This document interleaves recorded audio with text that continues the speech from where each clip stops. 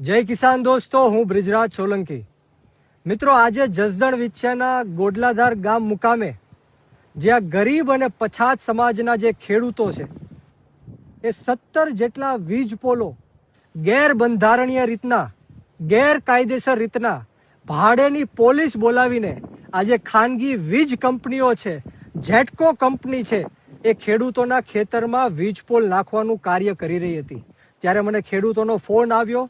ત્યારે આજે સમગ્ર ટીમ સાથે કોઈ પણ પક્ષપાત કર્યા વગર, કોઈ પણ નાત જાતના ભેદભાવ વગર આજે અમે પોલીસને રજૂઆત કરી, જેટકો કંપનીના અધિકારીઓને પણ રજૂઆત કરી અને થોડી બોલાચાલી થઈ.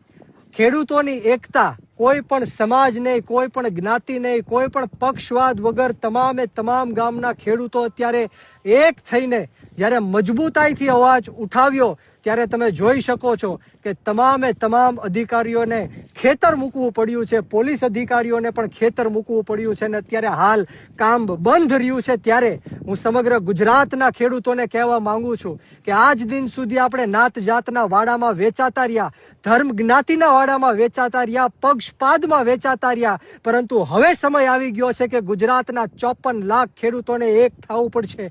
અમે તમારી માટે લડવા માટે તૈયાર છીએ. સમગ્ર ગુજરાતના 54 લાખ ખેડૂતો માટે, દેવા માફી માટે, ખેતરે ખેતરે સિંચાઈનું પાણી પહોંચાડવા માટે, આજે 24 કલાક મફતમાં વીજળી અપાવવા માટે, કૃષિ પંચ અને લાંબા ગાળાની કૃષિ નીતિઓ માટે અમે લડી લેવા માટે તૈયાર છીએ. પણ ખેડૂતોને બે હાથ જોડીને હું નમ્ર અપીલ કરું છું કે હવે સમય આવી ગયો છે જાગવાનો, સમય આવી ગયો છે એક થવાનો. ચૂંટણીઓ જીતવાથી આ સરકારને પહોંચી નથી શકાતું, પરંતુ રોડ રસ્તા ઉપર આવીને આંદોલનો કરવા પડશે.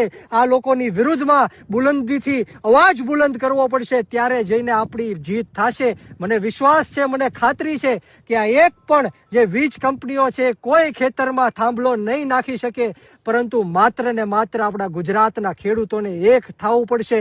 અને હું આ સરકારને પણ કહેવા માંગુ છું અને આ હર્ષ સંઘવીની પોલીસને પણ કહેવા માંગુ છું કે આ ખેતર કોઈના બાપની જાગીર નથી. જે 7/12 જેનું નામ છે એના બાપની જાગીર છે.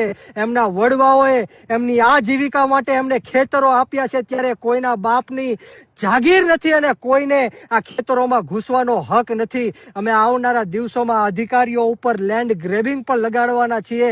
એટલે સરકારને પણ હું ચીમકી આપું છું કે આવનારા દિવસોમાં અમે ગાંધી ચિંધ્યા માર્ગ ઉપર અને જરૂર પડે તો શહીદ આઝમ સરદાર ભગતસિંહના માર્ગ ઉપર પણ અમારી આંદોલન કરવાની તૈયારી છે. એમ નહીં સમજતા કે આ ખેડૂતો લાચાર છે, ગરીબ છે, પછાત છે, દબાયેલા કચડાયેલા છે. આ ખેડૂતોની સાથે અમારી જેવા ખેડૂત પુત્ર ઊભા છે, આ યુવાનો ઊભા છે અને આવનારા દિવસોમાં આનો જડબા તોડ તમને જવાબ અમે આપીને રહેશું. બોલો જય જવાન, જય જવાન, ખેડૂત એકતા, ખેડૂત એકતા, લડેંગે, લડેંગે. જય હિન્દ, જય ભારત, જય જય ગરવી ગુજરાત, જય જવાન, જય કિસાન, ભારત માતા કી જય.